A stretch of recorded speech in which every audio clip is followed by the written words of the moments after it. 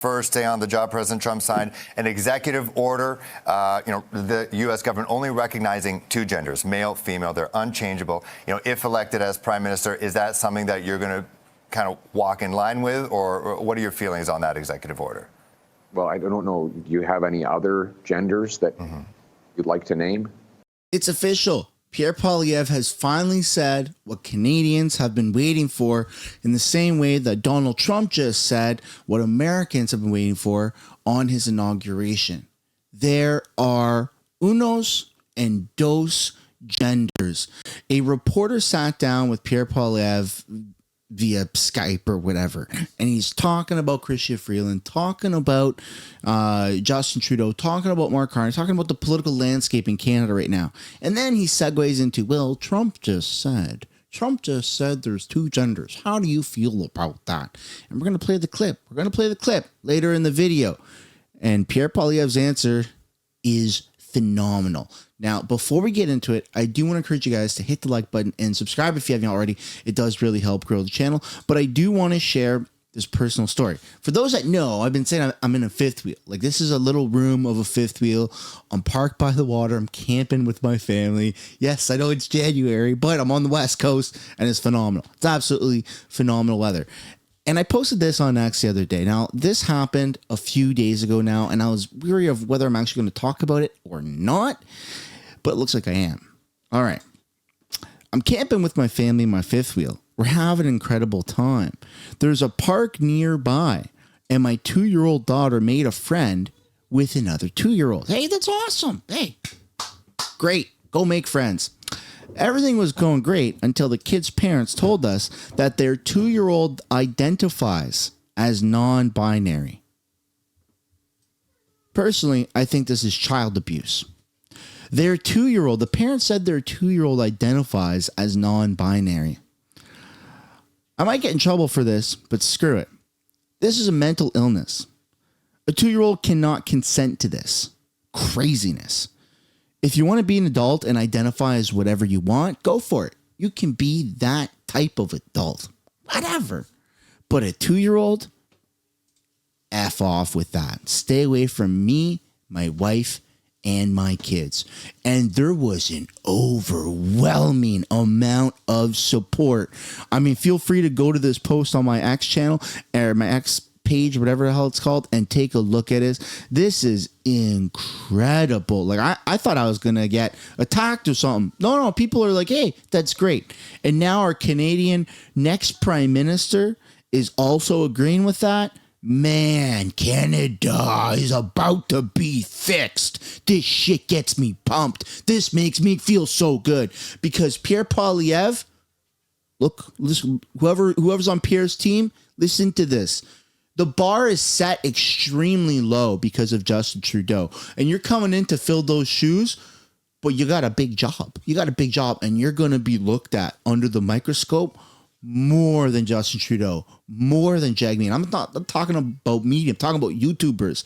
You have to say the right things, my friend. The right things. And this, what you said, is the right thing. Great job, Pierre. Oh, man, I'm so proud. I'm so proud. But let's take a look at the video, shall we? Live by Conservative leader Pierre Poilievre. Thanks for joining us here live on CP24. I got to ask you, where were you when the inauguration was happening? Where'd you watch it? Who'd you watch it with? Some of your thoughts. I've been traveling throughout Quebec, meeting with small business leaders and workers, and just basically sharing a Canada First plan. Let's put our country first for a change. We've had, for the last 9 years, a weak government that has put our country in this position of vulnerability. They've doubled our debt. They've hiked the taxes. They've blocked key resource projects that have made us, as a result, more dependent on and at the mercy of the United States government. What we need is a bring-it-home economic tax cut that's going to leave more money in the pockets of entrepreneurs, investors, workers, home builders, so that we can have a stronger economy and stand on our own 2 feet for a change. And doing that, obviously, you want Canada first. You want to help entrepreneurs, and we've talked to a lot who want to enter into the U.S., but they're kind of skeptical right now with these potential tariffs. So if elected as prime minister down the line, whenever that election is, what would your strategy be to work with President Trump? Well, first and foremost, we would unfortunately and reluctantly have to retaliate against tariffs applied to our businesses. And then we would go to the grassroots American economic interests that are on our side. The union leaders and business owners in the Midwest that use Canadian energy. We would go to the U.S. states that buy our electricity, the major exporters of the $50 billion of manufacturing equipment and machinery that Canadian companies buy from Americans. We go to those vendors and say, listen, we need a free trade deal that allows us to exchange our goods and services without tariffs because it's in your interest.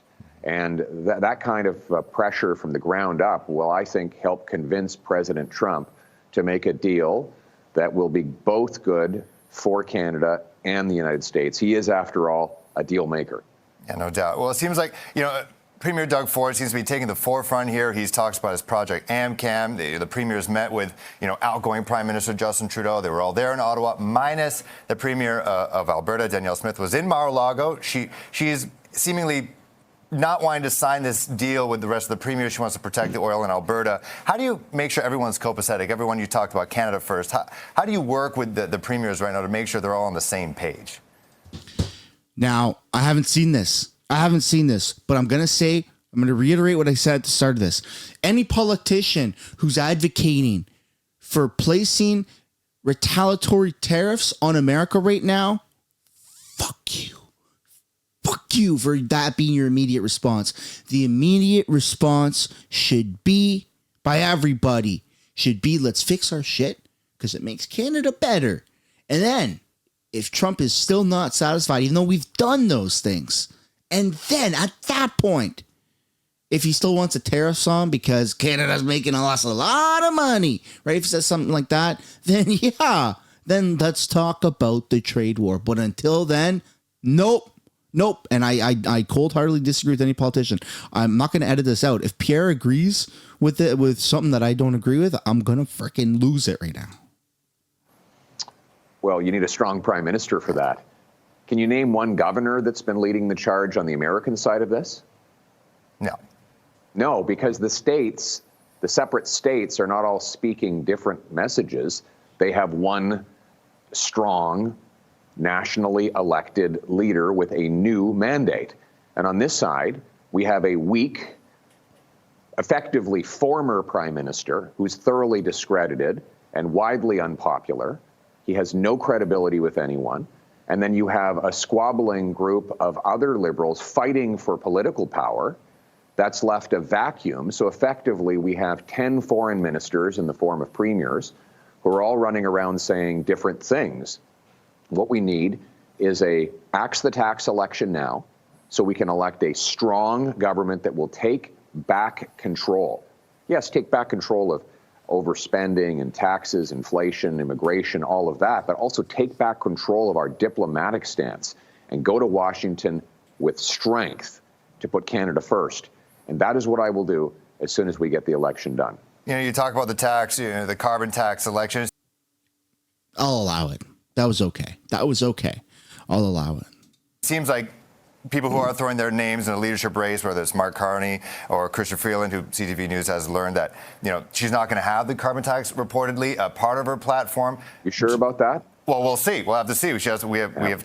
She came in here and we chatted with her. But do you feel like you might have to pivot a little bit the message? Maybe not a axe the tax, maybe switch it to something else, or you're not buying. You're shaking your head. You're not buying that. You're telling me.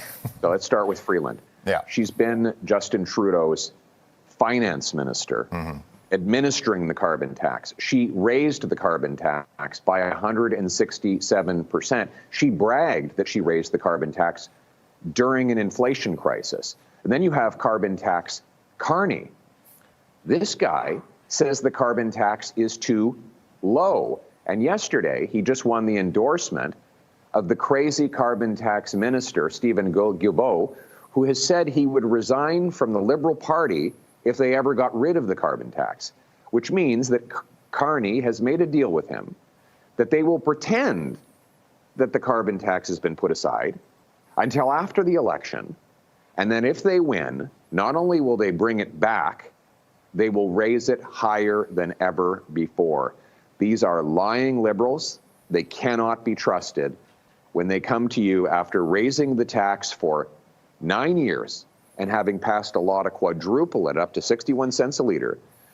A few days before the election, come to you and say, oh, whoops, we made a mistake. We're going to suspend that. You know exactly what they're going to do. They're going to bring it back. They're going to raise it higher than ever. Don't trust the lying liberals. There's only one party that has always said and will always do one thing: axe the tax. All right, let's go back to D.C. right now. Obviously, on his first day on the job, President Trump signed an executive order, the U.S. government only recognizing two genders, male, female. They're unchangeable. If elected as prime minister, is that something that you're going to kind of walk in line with, or what are your feelings on that executive order? Well, I don't know. Do you have any other genders that you'd like to name? Me personally? Yes. I'm just asking more so if you're in line with what he is saying. Do you agree with what he's saying? Is that something that you would be lockstep with if elected as prime minister? Well, I'm not aware of any other genders than men and women. I mean, if you have any other that you want me to consider, you're welcome to tell me right now.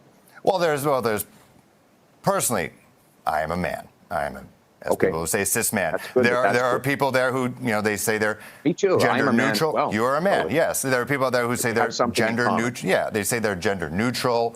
They're a trans person. Is that something that you would recognize here? Whereas in the States, at least with their U.S. government, the way they're seeing it, there's only two. I identify as prime minister. Je suis prime minister, and you have to respect me. You have to call me Prime Minister Sunshine. Everybody in the chat, Prime Minister Sunshine.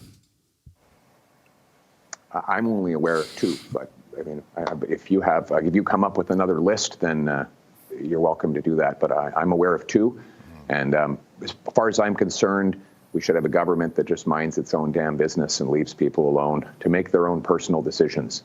That's the kind of government I'm going to run. And with that, the current government, they currently have passports that allow people to put on, gender neutral on their passport. Nah.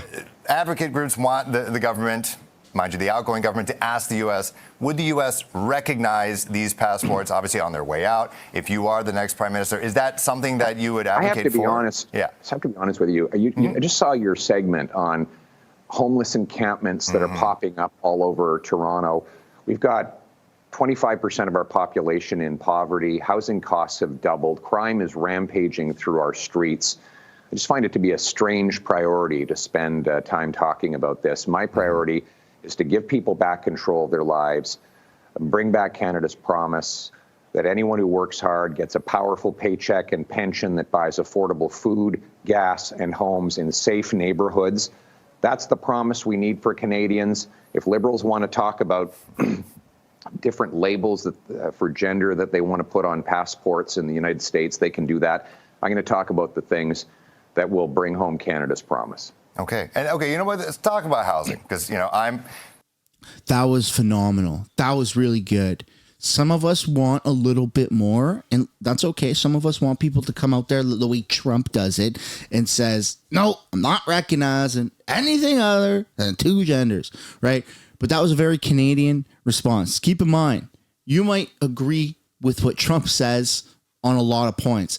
Canada, historically, the majority of the Canadian population is more progressive than America. We can start to, bring people over to be a little bit more Republican if that's what the majority of people want, but the majority of Canadians are a little bit more progressive. And that was a phenomenal Canadian answer to the question that was asked. How many genders are there? I'm only aware of two. Can you list more for me? What are you? I'm a male, I guess. Oh man, that was awesome. Dude, Pierre is, like I said, under the microscope more than anybody else. And so far, I haven't been let down. I'm very satisfied with that answer. I'm not upper middle class. I don't even know what I am right now, but, you know, making ends meet for a lot of people is very hard. So we understand some of your plan for housing, you know, giving incentives for municipalities to building such. You know, Canada's massive. You know, a lot of our population is by the border. Is there anything we can, this is something I've thought about, just driving around Canada, specifically in BC going north. Yeah. There's a lot of land out there. Is there something that, you know, if elected as Prime Minister, could be implemented that we can start building more homes? Like elsewhere, places where there's really not much infrastructure built right now. Yes, this is a very good question. First of all, I just want to get out of the way one thing. I want to axe the sales tax on new homes to save you up to 50 grand. I also want to incentivize municipalities to speed up permits, free up land, and cut development charges to build. The provinces should be pressured to take their sales tax off. Those combined changes would save hundreds of thousands of dollars on each home. But you're right. We have the second biggest landmass in the world. We have the fifth most sparsely populated landmass on planet Earth. And yet we have the fewest homes per capita in the G7. We need to free up that land. Now, the federal government is the largest landowner. So I've said I'm going to sell off 15% of all federal buildings and thousands of acres of non-ecologically sensitive federal land to build. And I will be challenging provinces and municipalities to look at their land inventory and say, what could we put here? Is there room for a home? We have major parts of our land that are close to the 49th parallel, so very close to the United States, and a lot of economic opportunity that are almost uninhabited. We need to free up that land to build more homes as well. So that's how we're going to do it. Get out of the way, cut the taxes, let the builders build. All right, fellow Conservative leader Pierre Poilievre, I wish we had an hour, 2 hours to talk. Unfortunately, our time is wrapped up, but I'm sure we'll see a lot of you. I do. That would make for phenomenal content. Man, Pierre has come a long way from wearing the glasses, and now he's put on some muscle. He presents himself very well. He's made for the job. Like, just look at him. Even his camera placement compared to the other guy, he made sure that his head and his shoulders, that he was closer to the camera, that he was bigger than the interviewer. I mean, it's phenomenal. It's phenomenal. The guy is made for the job. He's worked his entire life as a politician. A lot of people don't like that. I don't know exactly how I feel about that. He is a career politician, but he's saying the right things right now. And I want to give him a chance to do the right things. The bar is set pretty low with Justin Trudeau, Jagmeet coalition. And the fact that we have a prime minister that's willing to get on an interview and say, as far as I know, there's two genders, is a phenomenal response. And a lot of people want more. A lot of people want a way more aggressive approach. But keep in mind, this is Canada. And he's the only person to do it so far. He's paving the way in Canada. He's paving the way. He's being a trailblazer for politicians right now. This is phenomenal. I am satisfied with this interview. Great job, Pierre. So far, you still got my endorsement. Hope you guys enjoyed the video. Like and subscribe, and I'll see you in another one. Bye for now.